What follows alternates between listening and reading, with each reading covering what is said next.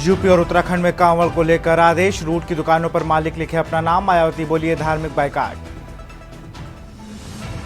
Train हादसे में track के पास भरा था पानी, पटरी 4 फीट खिसकी, मिट्टी के सैंपल लिए गए, कोच के नीचे मिली एक और लाश, अब तक 4 की मौत। 4 धाम के नाम पर नहीं बनेंगे दूसरे मंदिर ट्रस्ट, उत्तराखंड सरकार का फैसला। बरेली में सामूहिक निकाह की अनुमति का आवेदन रद्द, तौकीर रदा ने 21 जुलाई को प्रेमी जोड़ों को सामूहिक निकाह का था आयोजन। नीट पेपर लीक में मेडिकल की स्टूडेंट हिरासत में, रिम्स के डॉक्टर बोले पेपर लीक के खुलासे के बाद से सहमी रहती थी। माइक्रोसॉफ्ट का सर्वर था, पूरी दुनिया में असर, ऑस्ट्रेलिया सरकार ने बुलाई इमरजेंसी बैठक, सर्वर में तकनीकी खराबी से दिल्ली हवाई अड्डे पर भी सेवा प्रभावित। आप देख रहे हैं के न्यूज, खबरों का सारथी। नमस्कार, स्वागत है आपका के न्यूज में। मैं हूं आपके साथ विशाल पंडित। हम बात करेंगे नेम प्लेट का धर्म काटा। सीएम योगी आदित्यनाथ ने कांवड़ यात्रियों के लिए एक निर्देश जारी किए हैं। कांवड़ मार्गों पर खाने पीने की दुकानों पर लगेगी नेम प्लेट। लखनऊ से खबर, सीएम योगी ने कांवड़ यात्रियों के लिए दिए हैं निर्देश। कांवड़ मार्गों पर खाने पीने की दुकानों पर लगेगी नेम प्लेट। दुकानों पर मालिक का नाम और पहचान को लिखना होगा। आस्था की शुचिता बनाए रखने के लिए यह फैसला लिया गया है।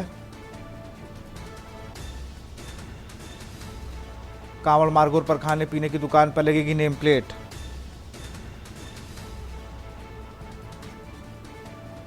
दुकानों के मालिक का नाम लिखे होने का आदेश, आस्था की शुचिता बनाए रखने के लिए जारी किया गया है आदेश। हलाला सर्टिफिकेट प्रोजेक्ट बेचने वालों पर होगी कार्रवाई।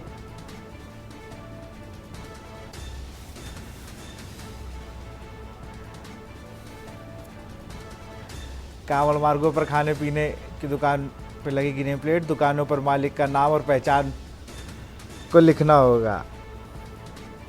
आस्था की शुचिता बनाए रखने के लिए फैसला।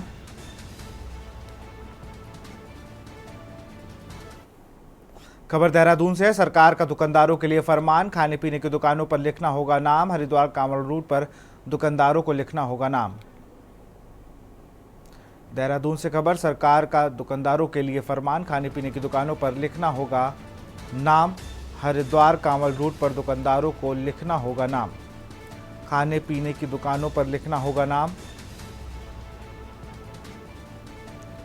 हरिद्वार कांवड़ रूट पर दुकानदारों को लिखना होगा नाम। परिचय न लिखने पर होगी कानूनी कार्रवाई।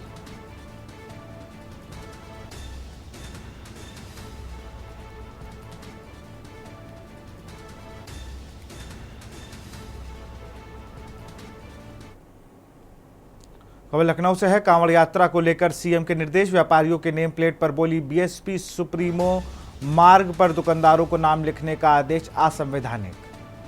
व्यापारियों को नेम प्लेट पर बोली मायावती, मार्ग पर दुकानदारों को नाम लिखने का आदेश असंवैधानिक। धर्म विशेष को बाइकआउट करने का प्रयास अति निंदनीय।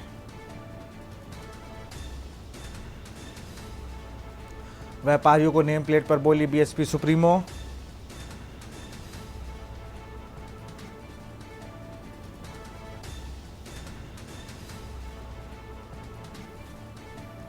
धर्म विशेष को बाइकआउट करने का प्रयास अति निंदनीय, पूरा मुद्दा सिर्फ चुनावी लाभ के लिए। मायावती। बरेली से खबर है, कांवड़ यात्रा पर बोले मौलाना शहाबुद्दीन रिजवी, कांवड़ यात्रा पूरे तौर पर धार्मिक कार्यक्रम, सपा अध्यक्ष अखिलेश यादव पर भी साधा निशाना। बरेली, कांवड़ यात्रा पर बोले मौलाना। बरेली से खबर, जहां पर कांवड़ यात्रा पर बोले हैं मोहम्मद। कांवड़ यात्रा पूरे तौर पर धार्मिक कार्यक्रम, सपा अध्यक्ष अखिलेश यादव पर साधा निशाना। धार्मिक कार्यक्रम को बनाया राजनीतिक अखाड़ा, सपा अध्यक्ष अखिलेश यादव पर साधा निशाना। धार्मिक कार्यक्रम को बनाया राजनीतिक अखाड़ा, हिंदू मुस्लिम में तकरार कराना चाहते हैं अखिलेश।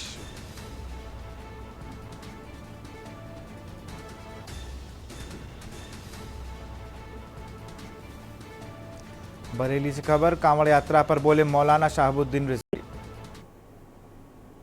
कांवड़ यात्रा का दौर शुरू होने वाला है 22 जुलाई से। इसी के इंतजामात को लेकर के मुजफ्फरनगर के एसएसपी ने एक एडवाइजरी जारी की है। उसमें कहा है कि जिन रास्तों से कांवड़ यात्राएं निकलेंगी उन रास्तों के जितने भी दुकानदार हैं वो दुकान के सामने अपने नाम का बोर्ड लगा लें। ये दरअसल आदेश इसलिए दिया गया कि व्यवस्थाएं चुस्त और दुरुस्त हों। चूंकि मुजफ्फरनगर, सहारनपुर और ये इलाका बहुत हसास इलाका रहा है, तो सांप्रदायिक सौहार्द को कायम रखने के लिए और कहीं भी हिंदू मुस्लिम टकराव की स्थिति पैदा ना हो, इसलिए पुलिस ने ये आदेश दिया है। मैं इस आदेश का समर्थन करता हूं, मगर इस पर समाजवादी पार्टी के मुखिया अखिलेश यादव ने राजनीति शुरू कर दी है। ये कांवड़ यात्रा खालिस मजहबी यात्रा है, धार्मिक यात्रा है। इस पर अखिलेश यादव का राजनीति करना बेजा है और वो सस्ती लोकप्रियता और वोट बैंक के लिए वो राजनीति कर रहे हैं। तो सपा अध्यक्ष अखिलेश यादव, मायावती ने जो बसपा सुप्रीमो हैं, उन्होंने निशाना साधा है सरकार पे कि चुनावी लाभ लेने को लेकर ये पूरा जो स्वांग है वो रचा जा रहा है। कांवड़, आपको बता दें, यूपी उत्तराखंड में ये आदेश आया है कि जो भी कांवड़ रूट पर दुकानें हैं वो अपना नाम लिखेंगी। इसी खबर पर अधिक जानकारी के साथ संदीप मिश्रा हमारे साथ लखनऊ से और लक्सर से राम गोपाल हमारे साथ जुड़े। संदीप, आपके पास चलेंगे। संदीप, जैसा कि हमें पता हो, जीएसटी रजिस्ट्रेशन के बाद दो चीज़ें बड़ा अनिवार्य हो गई हैं, एक जीएसटी नंबर और दूसरा आपका प्रोपराइटर का नाम। तो ये तो पुरानी प्रथा है। अब जो छोटे व्यापारी हैं, जिनका ढाबा है, उनका फूड लाइसेंस है, जिसका आदेश है कि वो अपनी दुकान के बाहर लगाएं, तो कुछ नया आदेश तो नहीं था, लेकिन चूंकि टाइमिंग इस तरीके की है, इस वजह से लग रहा है।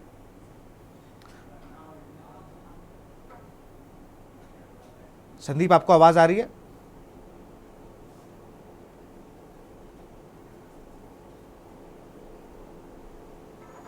मिल रही। संदीप, सवाल ये है कि जिस तरीके से अब इस पे राजनीति होने लगी है, मुझे लगता है कि ये तो जीएसटी के आने के बाद से सभी लोग अपनी दुकान पर नाम और नंबर लिखवाने लगे हैं, और जिनके पास जीएसटी, अभी उतना बड़ा व्यापार जिनका नहीं है, मैं कह रहा हूँ, तो वो तो फूड लाइसेंस को लेकर जो ढाबे वाले हैं वो अपना फूड लाइसेंस लगाते ही हैं। लेकिन चूंकि उपचुनाव हैं और तमाम चीज़ें हैं, बीजेपी अपने कोर वोटर की ओर वापस रुख कर रही है। कहीं उसका असर तो नहीं है कि लोकसभा चुनाव के बाद एकदम से हार्डकोर हिंदू पॉलिटिक्स शुरू हो गई है?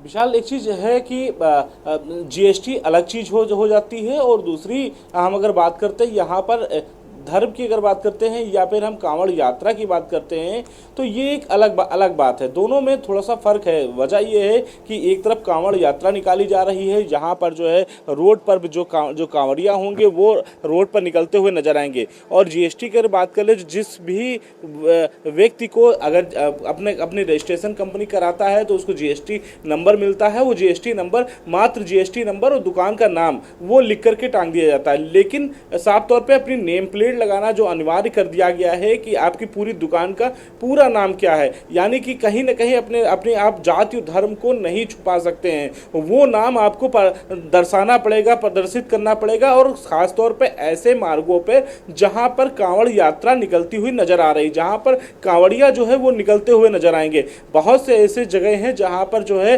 वो इलाके हैं जहां पर मुस्लिम बहुल क्षेत्र पूरा पड़ता है, तो कहीं ना कहीं उसको पूरी तरीके से कहा गया है कि इस पे इन लोगों को मतलब किनारे किया जाए और इनकी नेम प्लेट जो है वो सार्वजनिक तौर पे रखी जाए, बाहर रखी जाए। इसको लेकर के ये बात कही गई। हालांकि जिस तरीके से लेकर के विपक्ष जो है लगातार जो है धरना मतलब कई सोशल मीडिया के माध्यम से जो है लगातार इस पर जो है आवाज उठा रहा है, और इसके साथ ही साथ चाहे बहुजन समाज पार्टी हो या चाहे अखिलेश यादव हो, वो लोग लगातार इस तरीके से आवाज सोशल मीडिया के माध्यम से लिखते हुए नजर आ रहे हैं। लेकिन खास बात यह है कि जिस तरीके से ये पहले मुजफ्फरनगर के जो एसपी थे उन्होंने ये बात कही। फिर उसके बाद आज जो है मुख्यमंत्री योगी आदित्यनाथ का भी आदेश आ चुका है। इसके साथ ही साथ में जहां भी कांवड़ यात्रा निकलेगी गुजरेगी वहां पे साफ सफाई की पूरी व्यवस्था करने के भी इंतजाम किए गए हैं।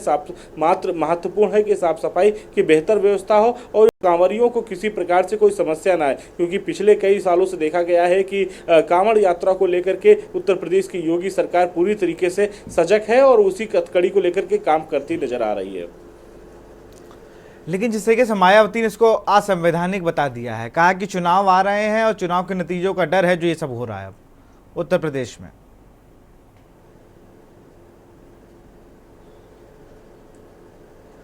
देखिए विशाल, निश्चित तौर पे जिस तरीके से विपक्ष लगातार हमलावर है इस बात को लेकर के, क्योंकि सभी चाहते हैं कि चुनावी दौर है और क्योंकि 2027 का चुनाव है, फिर उससे पहले उपचुनाव है, तो सभी अपनी अपनी जो रोटियां हैं वो सेकते हुए नजर आ रहे हैं। लेकिन माहौल पूरी तरीके से जो बनाया जा रहा है वो साफ तौर पे उस पर ये कहा जा रहा है कि कैसे इस बार जो है जो कांवड़ यात्रा है उनको कोई समस्या उत्पन्न ना हो, वो कांवड़ियों को किसी प्रकार से कोई ऐसी असुविधा ना महसूस हो जो अपने मार्ग में आने वाले चीज़ों को ना समझ सकते। खास तौर पे ये है कि अगर वो व्रत हैं, अगर ये फास्ट होकर के कांवड़ यात्रा लेकर के जा रहे हैं, निकल रहे हैं, तो रास्ते में इस बात का विशेष तौर पे ध्यान दिया जाए कि किस तरीके से कांवड़ यात्रा निकाली जा रही है। रास्ते में अगर जो कोई है तो उसका नेम प्लेट पढ़ करके उसके धर्म को गुमराह न किया जाए या कहीं आकर के उनके जो व्रत है वो उसको न खंडित किया जाए। तो तमाम चीज़ें हैं जिसको लेकर के ये बात कही गई होगी। तो साफ तौर पर कांवड़ यात्रा को लेकर के पूरी तरीके से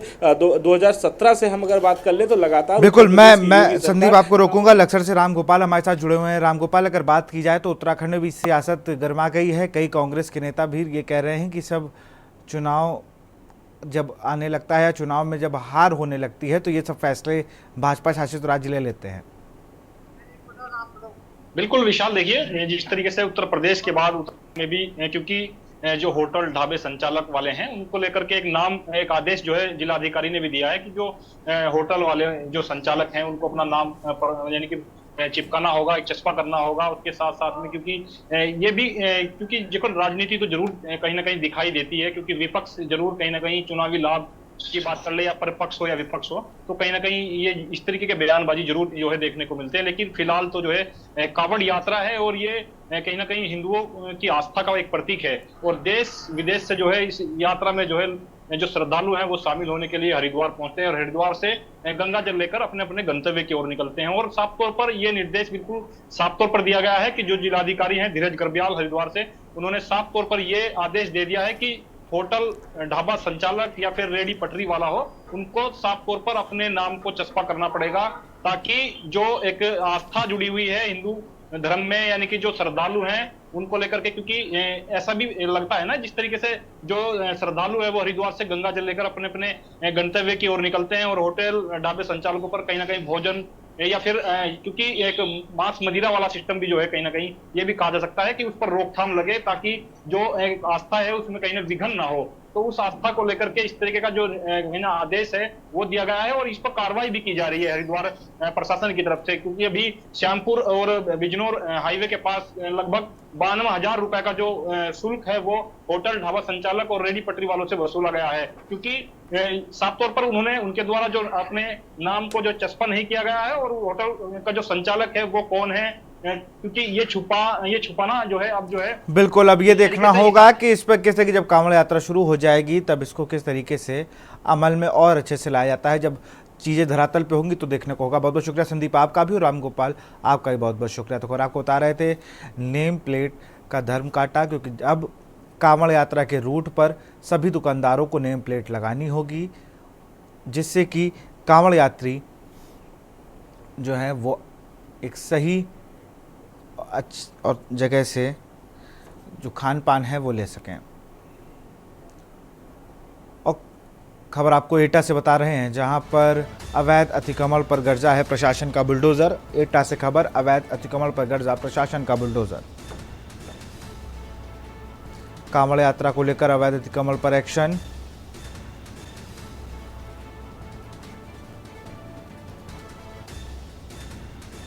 शहर के मुख्य मार्गों पर पुलिस ने किया चिन्हित की लाइन के अंदर लगेगी रेडी। रोड पर अतिक्रमण करने वाले दुकानदारों पर होगी कार्रवाई। पुलिस फोर्स के साथ सीओ ने किया चिन्हित। अधिकारियों ने कांवड़ यात्रा को लेकर रोड पर किया चिन्हित। शहर में जीटी रोड, आगरा रोड पर किया चिन्हित। शिकोहाबाद रोड, कासगंज रोड पर किया चिन्हित। कांवड़ यात्रा को लेकर मार्ग को नगर पालिका ने किया चिन्हित।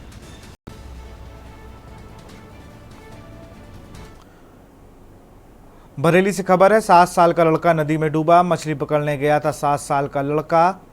बरेली से खबर, 7 साल का लड़का नदी में डूबा, मछली पकड़ने गया था 7 साल का लड़का। पिता के साथ गया था मछली पकड़ने। पुलिस और एनडीआरएफ की तलाश में जुटी। मछली पकड़ने गया था 7 साल का लड़का।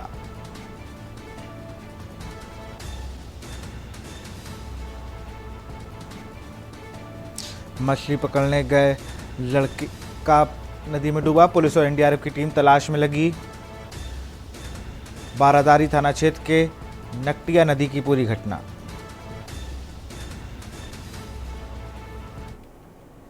सीतापुर से खबर, अज्ञात चोरों ने लाखों के जेवर किए पार। सीतापुर से खबर, अज्ञात चोरों ने लाखों के जेवर किए पार।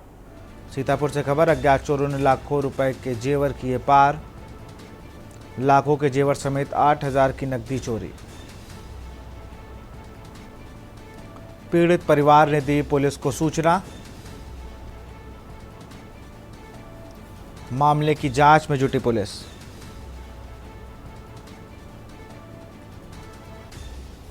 लाखों के जेवर समेत 8,000 की नकदी चोरी। पीड़ित परिवार ने दी पुलिस को सूचना।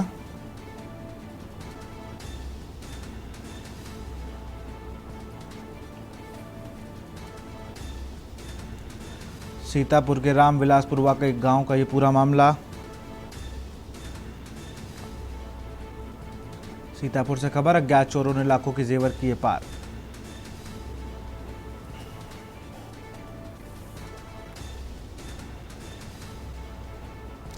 पीड़ित परिवार ने दी पुलिस को सूचना। खबर बदायूं से, स्टाम्प के नाम पर हो रही अवैध वसूली। बदायूं से खबर, स्टाम्प के नाम पर हो रही अवैध वसूली। ओवर रेटिंग कर स्टाम्प बेच रहे स्टाम्प विक्रेता।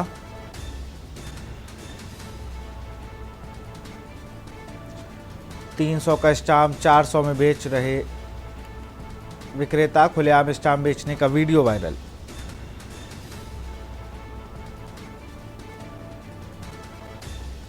ओवर रेटिंग कर स्टाम्प बेच रहे स्टाम्प विक्रेता।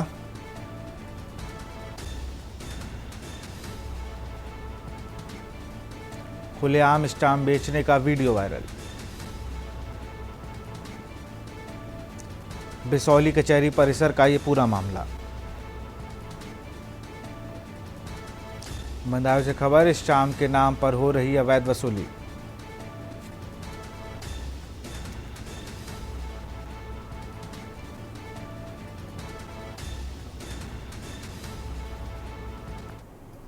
कानपुर से खबर है, आईआईटी के जंगलों में तेंदुए की चहलकदमी। कानपुर से खबर, आईआईटी के जंगलों में तेंदुए की चहलकदमी। तेंदुए को पकड़ने के लिए लगाए गए 2 पिंजरे। बीते दिनों सीसीटीवी में कैद हुआ था तेंदुआ। वन विभाग लगातार चला रहा सर्च ऑपरेशन। वन विभाग को अभी तक नहीं मिली कामयाबी। बीते दिनों सीसीटीवी में कैद हुआ था तेंदुआ। वन विभाग लगातार चला रहा सर्च ऑपरेशन। वन विभाग को अभी तक नहीं मिली कामयाबी।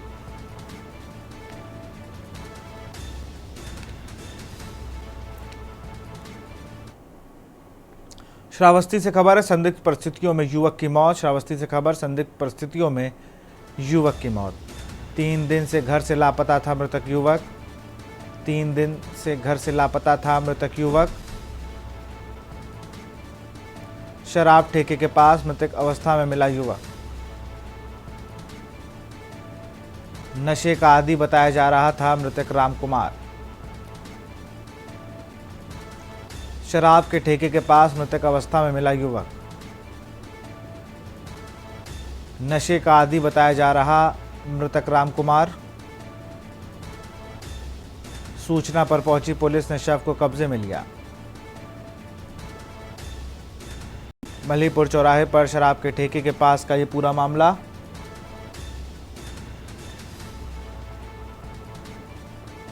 श्रावस्ती से खबर। संदिग्ध परिस्थितियों में मिला युवक का शव। 3 दिन घर से लापता था मृतक युवक। शराब ठेके के पास मृतक अवस्था में मिला शव।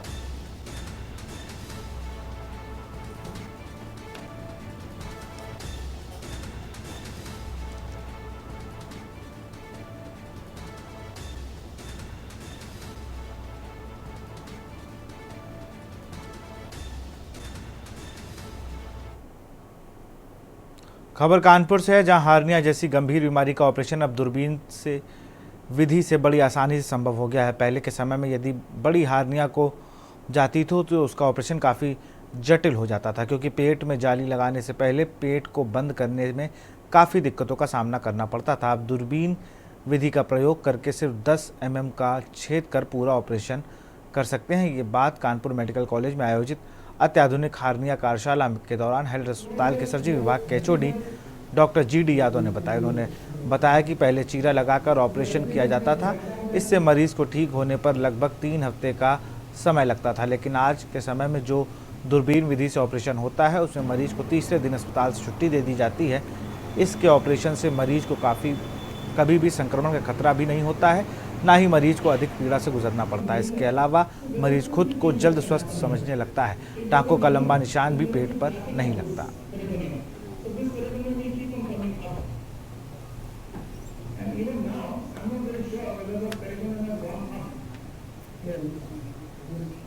GSV मेडिकल कॉलेज के सर्जरी डिपार्टमेंट में आज और कल मतलब 19 और 20 जुलाई को इंसिजनल हर्निया, वेंट्रल हर्निया जिसको कहते हैं, एब्डोमेन की बड़ी हर्निया, कॉम्प्लेक्स हर्निया की सर्जरी के लिए एक वर्कशॉप का आयोजन किया गया है।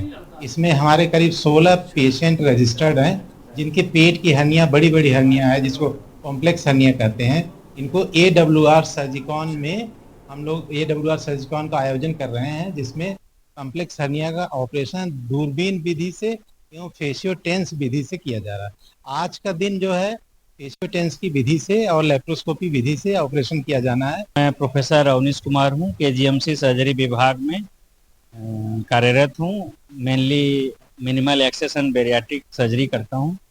आज यहाँ पे कैंप लगाया, किस उद्देश्य से लगाया? यहाँ पे बहुत ही अच्छी conference Kanpur surgery department GSV medical college के द्वारा कराई जा रही है, जिसमें हर्निया के बेसिक ट्रीटमेंट से लेके एडवांस ट्रीटमेंट के बारे में लाइव वर्कशॉप की जा रही है और व्याख्यान दिए जा रहे हैं। केंद्रीय बजट पेश होने में बस कुछ ही दिन बचे। ऐसे में मध्य प्रदेश के इंदौर में छात्र छात्राएं एजुकेशनल सेक्टर में सब्सिडी और GST रेट कम करने की मांग कर रहे हैं, ताकि उनकी पढ़ाई पर टैक्स का बोझ कुछ कम हो सके। इस रिपोर्ट को देखिए। केंद्रीय बजट पेश होने में हफ्ते भर से भी कम वक्त बचा है। ऐसे में मध्य प्रदेश के इंदौर में छात्र छात्राएं एजुकेशनल सेक्टर में सब्सिडी और GST रेट कम करने की मांग कर रहे हैं, ताकि उनकी पढ़ाई पर टैक्स का बोझ कुछ कम हो सके। हायर स्टडीज के लिए ग्रामीण इलाकों से इंदौर आने वाले छात्र इस बात पर अफसोस जताते हैं कि आमदनी का कम जरिया होने के बावजूद उनसे लगभग हर चीज पर टैक्स वसूला जाता है। बाहर से पढ़ने आते हैं, स्मॉल टाउन से आते हैं, फिर उसके बाद जब हम यहाँ पढ़ने आते हैं इंस्टीट्यूट में, तो शिक्षा में हमको GST देना पड़ता है। जब हम हॉस्टल्स जाते हैं तब हमें हॉस्टल्स में भी पीने के लिए पानी मिलता है, उसमें भी हमको पैसे देना पड़ता है एक्स्ट्रा। तो इस प्रकार की रियायतें हमको आसानी से नहीं मिल पाती। जैसे हम गाँव से आते हैं, उसके बाद हम इतने बड़े शहर में आते हैं, आमदनी होती नहीं है, लेकिन उसके बाद ये इस तरीके जो एक्स्ट्रा पैसा लगते हैं हमको, वो हमारी दिक्कतें होती है। तो इसमें हमको रियायतें मिलना चाहिए। हम यहाँ पढ़ने आते हैं बाहर, तो हमें मतलब रहने पे, खाने पे सब में GST लगता है, तो फिर वो मतलब कम किया जाए। और जैसे मान लो अभी काउंसलिंग होगी, तो मतलब जो कॉलेज में जाएंगे बच्चे, कुछ कॉलेज क्या करते हैं, मतलब अधिक ज़्यादा फीस लेके बच्चों को कॉलेज में एडमिशन दिलाते हैं, भ्रष्टाचार ये सब होता है। तो ये सब चीज़ें कम हो। कुछ छात्र छात्राओं ने कहा कि हालिया सालों में IIT में एडमिशन मिलना काफी मुश्किल हो गया है और मौके भी कम मौजूद हैं। ऐसे में वे सरकार से एजुकेशन सेक्टर के लिए फंड बढ़ाने की मांग कर रहे हैं। जेईई में कुछ बच्चों के प्लेसमेंट्स नहीं लग पा रहे हैं क्योंकि वहाँ पे कुछ प्रॉब्लम्स आ रही हैं, मतलब जैसे कि वहाँ पे कैंपस सिलेक्शन ही नहीं हो पा रहे हैं, जैसे बजट की प्रॉब्लम्स आ रही है कि वहाँ पे कैंपस पे ज़्यादा इन्वेस्ट नहीं किया जा रहा है गवर्नमेंट द्वारा, और भी बहुत सारी चीज़ें हैं, मतलब जीएसटी लग रहे हैं, कुछ बच्चे अफोर्ड नहीं कर पा रहे हैं। जैसे किसी बच्चे का सिलेक्शन हो गया IIT जेईई में, बट वो अफोर्ड ही नहीं कर पा रहा है वहाँ की फीस, तो कुछ बच्चों को छोड़ना पड़ रहा है। तो गवर्नमेंट को वहाँ पर भी इन्वेस्ट करना चाहिए, बजट अपने IITs पे भी लगाना चाहिए। ऐसे में इंदौर के छात्र छात्राओं को उम्मीद है कि 23 जुलाई को पेश किया जाने वाला नई एनडीए सरकार का पहला बजट उनके लिए राहत की खबर लेकर आएगा। केंद्रीय वित्त मंत्री निर्मला सीतारामन अपना लगातार 7वां बजट पेश करेंगी।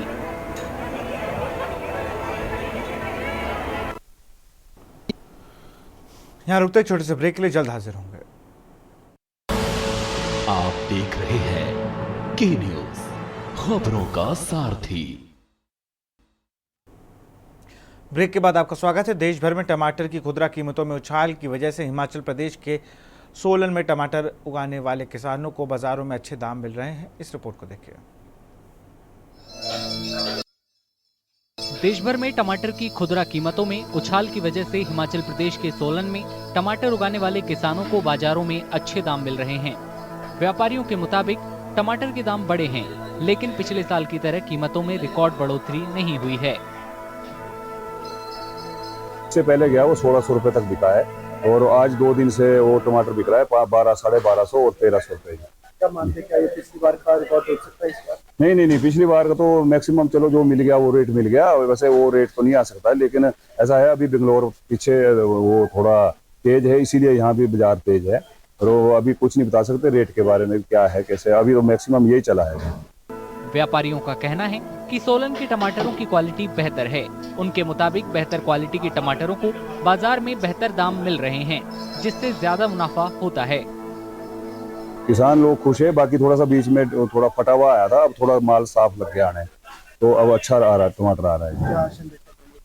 हम तो किसानों को यही बोलेंगे कि आप अपना माल बढ़िया ग्रेड करो और ग्रेडिंग अच्छी रखो, बाकी माल तो अच्छा, जो माल है वो अच्छा ही बिकेगा। देश के बड़े हिस्से में लगातार बारिश की वजह से टमाटर की सप्लाई पर असर पड़ा है। कई बड़े शहरों में 1 किलो टमाटर 80 रुपए से ज्यादा के दाम पर बिक रहा है।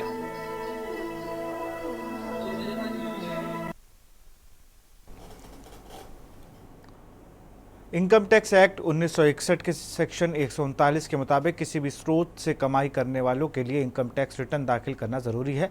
अब बिना झंझट के इनकम टैक्स की ऑनलाइन ई-फाइलिंग खुद कैसे करें, इस रिपोर्ट को देखिए। इनकम टैक्स 1961 के सेक्शन 139 के मुताबिक किसी भी स्रोत से कमाई करने वालों के लिए इनकम टैक्स रिटर्न दाखिल करना जरूरी है। कुछ साल से ऑनलाइन सुविधा ने इनकम टैक्स रिटर्न दाखिल करना आसान बना दिया है। अब सीए या टैक्स कंसल्टेंट की मदद लिए बिना रिटर्न फाइल की जा सकती है। I think it's a compliance. It's a compliance which is required and has to be done. And by and large, I think the government is ensuring by sending reminders, by creating various awareness programs that it should be done.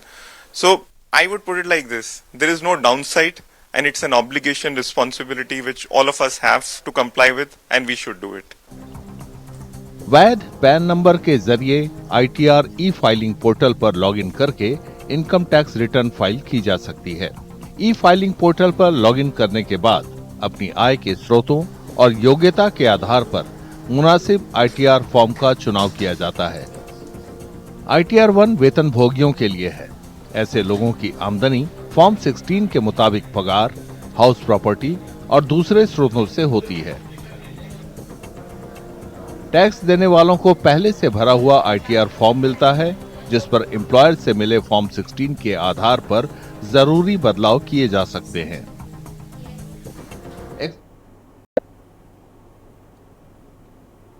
और सीधे आपको देहरादून ले चलते हैं, जहां पर CM Pushkar Singh Dhami पत्रकार वार्ता कर रहे हैं।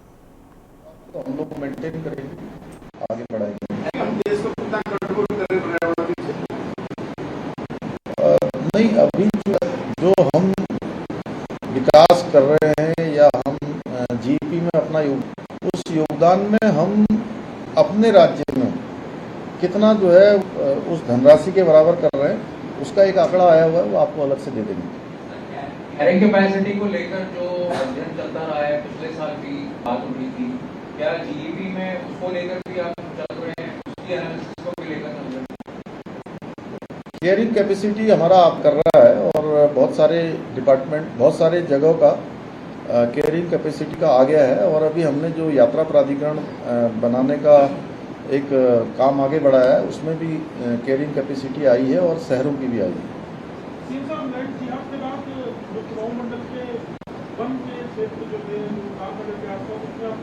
एसआईटी जांच के आदेश दिए हैं, डीएम की रिपोर्ट आपको आई, क्या कुछ इसका आकलन है कि कितने बड़े पैमाने पर अवैध कब्जे या सरकारी भूख बेची गई?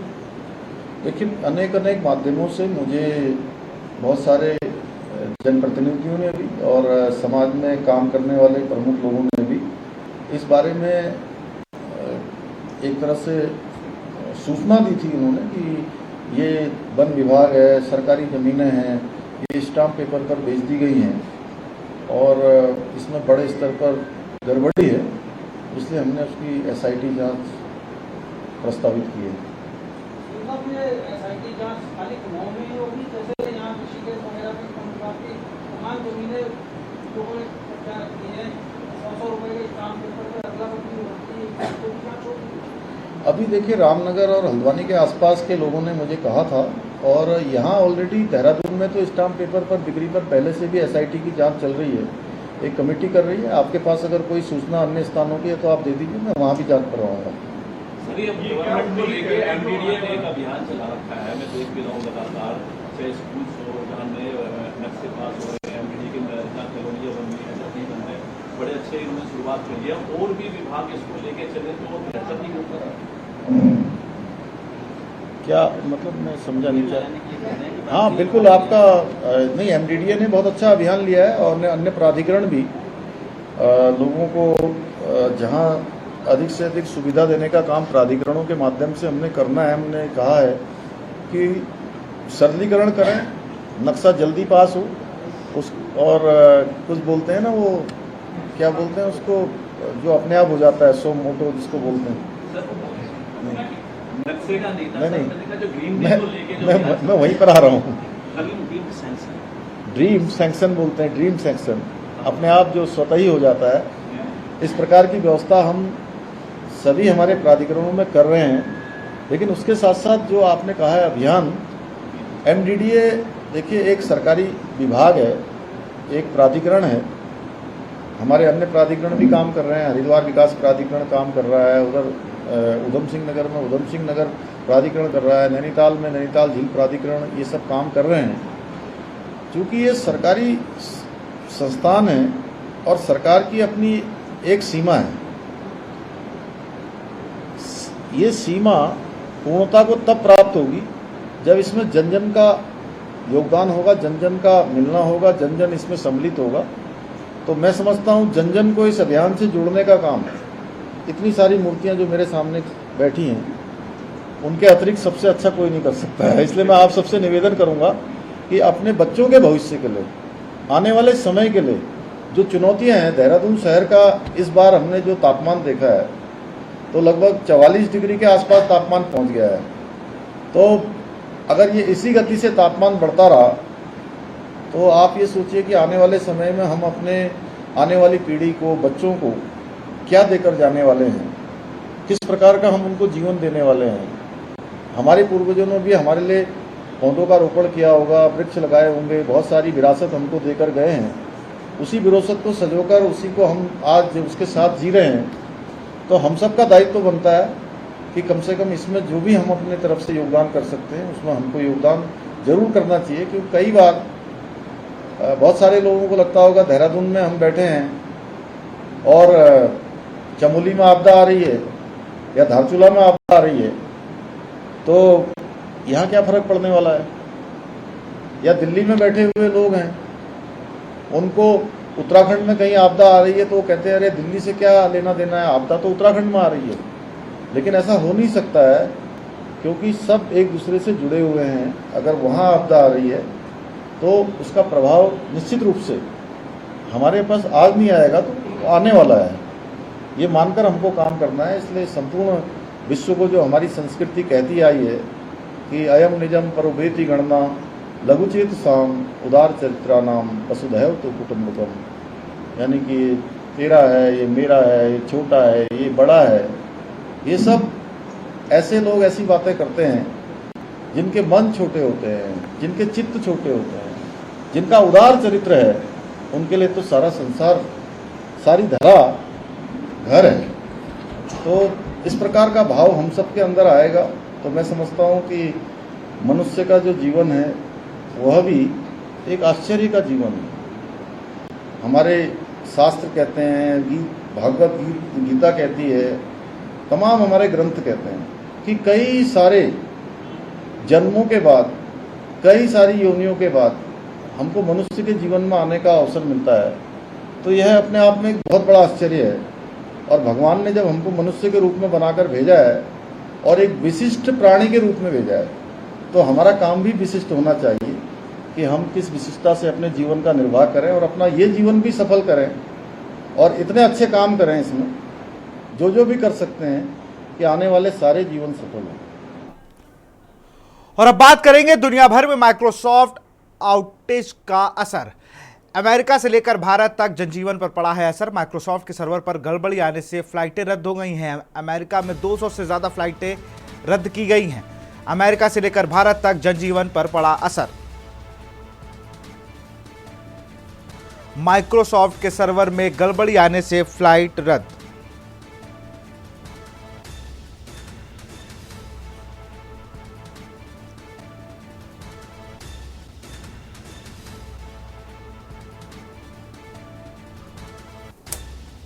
भारत में हवाई सेवाओं पर पड़ा असर।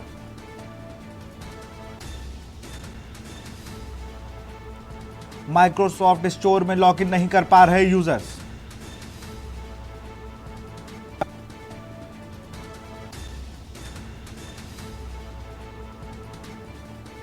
माइक्रोसॉफ्ट स्टोर में लॉगिन नहीं कर पा रहे यूजर्स। 74% माइक्रोसॉफ्ट स्टोर लॉगिन नहीं कर पा रहे हैं users. London stock exchange, Britain में रेलवे सेवाएं ठप हो गई हैं। अमेरिका में 911 की सेवा पूरी तरह हो गई ठप। दिल्ली से खबर, दुनिया भर में माइक्रोसॉफ्ट आउटेज का असर।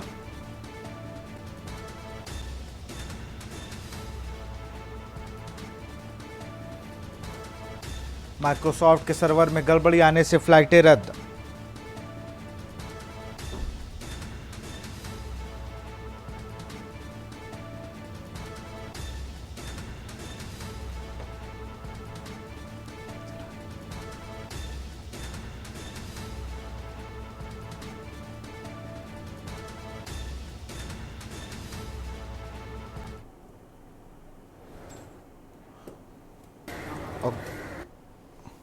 आपको बता दें, माइक्रोसॉफ्ट का सर्वर धड़ाम, क्राउड स्ट्राइक अपडेट के बाद परेशानी। माइक्रोसॉफ्ट का सर्वर ठप होने से दिक्कत। एज्योर कॉन्फ़िगरेशन में बदलाव से एरर। एज्योर वीकेंड वर्कलोड में बदलाव किया गया है। भारत में सभी उड़ानें प्रभावित हैं। अमेरिका में भी एयरपोर्ट पर सभी सेवाएं प्रभावित। ऑस्ट्रेलिया समेत दुनिया भर के कई देशों में इसका प्रभाव।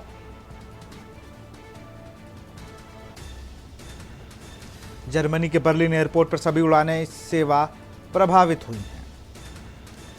सर्वर में खराबी की वजह से चेक इन सेवा करने में काम नहीं कर रही है। अमेरिका में अमेरिकन एयरलाइंस, डेल्टा सभी उड़ानें सेवाओं पर इसका असर पड़ा है। यूनाइटेड एयरलाइन, कई प्रमुख विमान कंपनियां परेशान।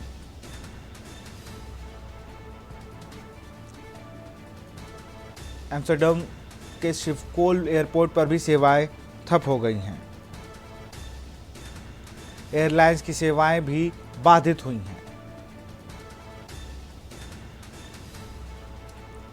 सिंगापुर एयरपोर्ट पर मैनुअल चेक इन ठप हो गई है।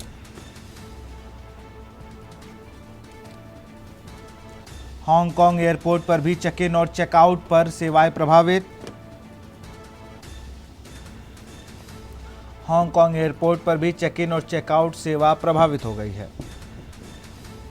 माइक्रोसॉफ्ट का सर्वर ठप होने की वजह से ऑस्ट्रेलिया में हड़कंप।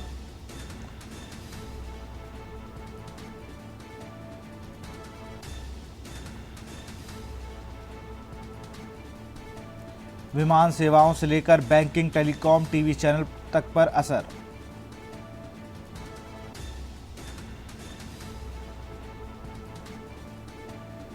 ब्रिटेन के एक प्रमुख चैनल पर भी इसका असर पड़ा। एग्जीक्यूटिव चेयरमैन के मुताबिक स्काई न्यूज चैनल का प्रसारण बंद हो गया है। ब्रिटेन की रेल सेवाएं भी बाधित, न्यूज एजेंसी एपी की सेवाएं भी बाधित।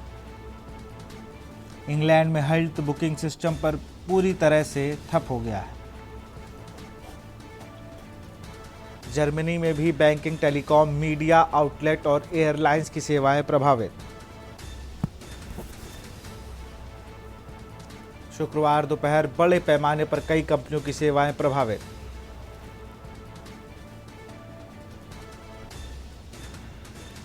दुनिया भर में माइक्रोसॉफ्ट आउटेज का असर।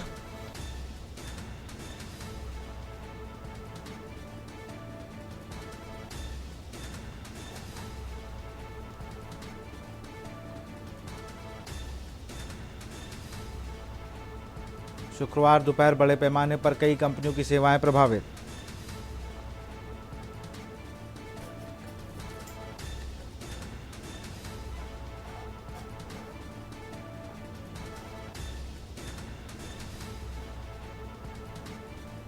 शुक्रवार दोपहर बड़े पैमाने पर कंपनियों की सेवाएं हुई हैं रद्द।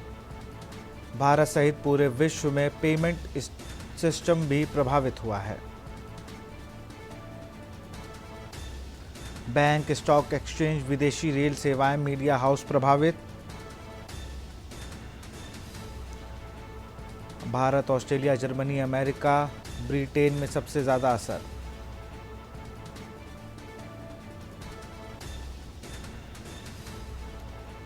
सर्वर फेल होने से एयर इंडिया पूरी तरीके से मैन्युअली काम कर रहा है। केंद्र सरकार ने माइक्रोसॉफ्ट के सर्वर में खराबी पर लिया है संज्ञान।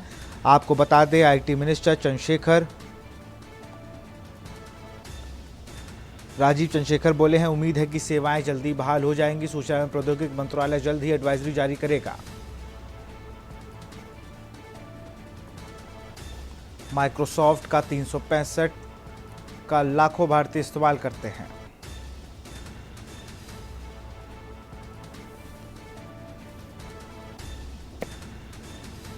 तकनीकी खामी बड़े पैमाने पर लोगों का काम प्रभावित कर रही है।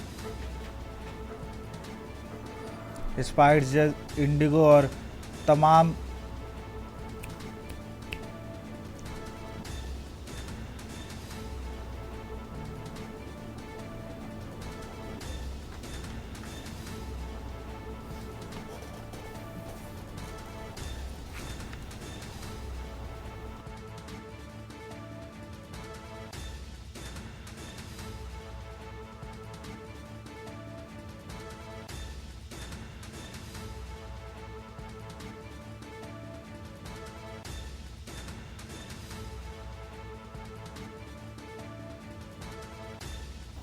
और इसी पर चर्चा करने के लिए हमारे साथ कार्तिक निगम आईटी एक्सपर्ट और प्रोफेसर त्रिवेणी सिंह साइबर एक्सपर्ट हैं और पूर्व आईपीएस हैं। बहुत बहुत स्वागत है आप सबका।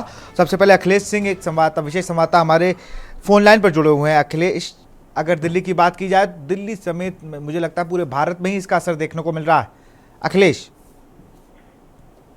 बिल्कुल, माइक्रोसॉफ्ट के सर्वर में आई तकनीकी खराबी के चलते भारत ही नहीं पूरी दुनिया इसकी चपेट में आ गई है।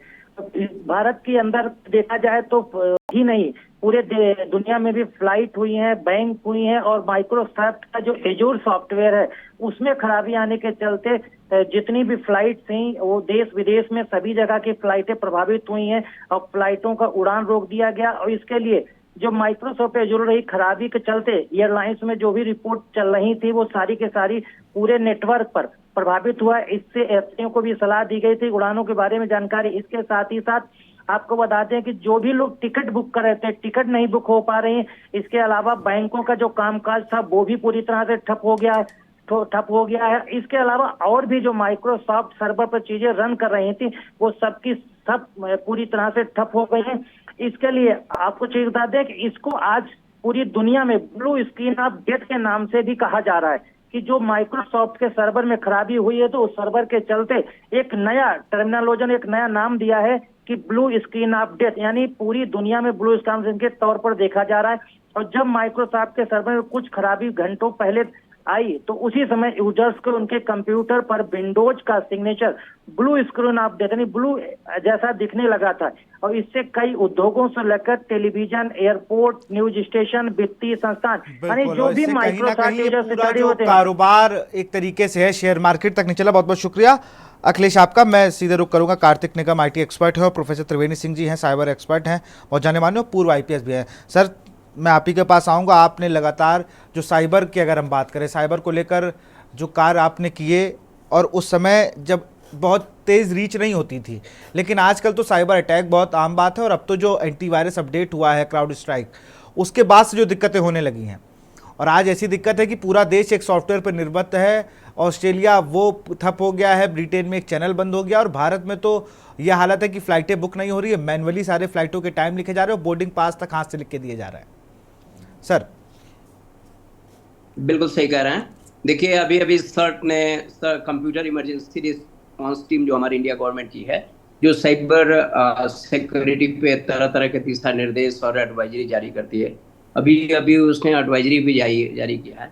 मैं आपको बता दूं कि ये क्राउड स्ट्राइक कंपनी जो है साइबर सिक्योरिटी उपलब्ध कराती है पूरी दुनिया में, काफ़ी कंपनियों को उपलब्ध कराती है। वैसे ही माइक्रोसॉफ्ट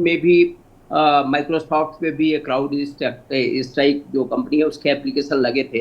क्राउड स्ट्राइक कंपनी ने एक अपडेट जारी किया, अपडेट में कोई फ्ला या कोई प्रॉब्लम रह गई जिसकी वजह से माइक्रोसॉफ्ट का सर्वर जो है क्रैश कर गया, और लिहाजा उस सर्वर से कनेक्टेड जितने भी दुनिया में सिस्टम्स हैं वो सब काम करना बंद कर दिए। शुरुआती दौर में लोगों को ये था कि ये साइबर अटैक है। हमारा मानना है कि पूरी तरह से जब इन्वेस्टिगेशन हो जाएगा कि आखिर ये क्राउड स्ट्राइक की तरफ से है या माइक्रोसॉफ्ट के सर्वर में कोई दिक्कत की वजह से, ये पूरा इन्वेस्टिगेशन का विषय है। जब इन्वेस्टिगेशन हो जाएगा तब बातें क्लियर होगी कि आखिर ऐसा कैसे हुआ।